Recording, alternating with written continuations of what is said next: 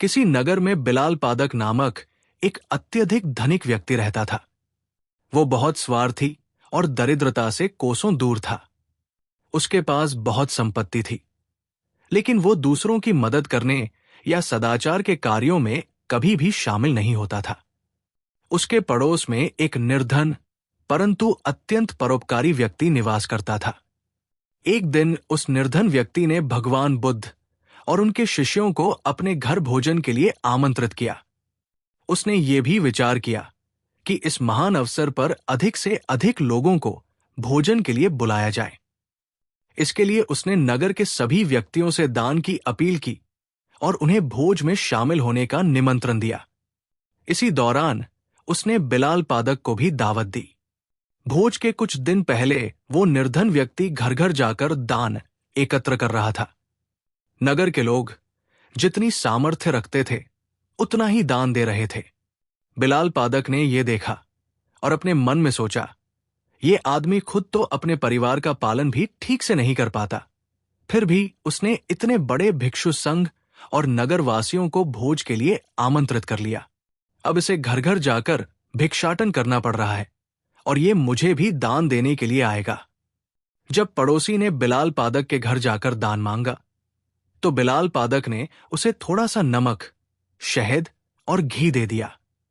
पड़ोसी ने उसे प्रसन्नता से स्वीकार किया, लेकिन उसने इसे अन्य दान सामग्री में शामिल करने के बजाय अलग से रख लिया।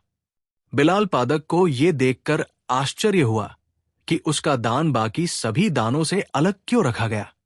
उसे यह महसूस हुआ कि पड़ोसी ने उसे लज्जित करने के लिए ऐसा किया है, ताकि सब देख सके कि एक बड़े धनिक का दान कितना तुच्छ था। बिलाल पादक ने अपनी शंका को दूर करने के लिए अपने नौकर को भेजा। नौकर ने लौटकर बताया कि पड़ोसी ने उसका दान थोड़ा थोड़ा करके चावल, सब्जी और खीर में मिला दिया। ये सुनकर भी बिलाल पादक के मन में संदेह खत्म नहीं हुआ। उसे अभी भी यही लगता था कि पड़ोसी ने जानबूझकर उसे अपमानित करने के लिए ऐसा किया।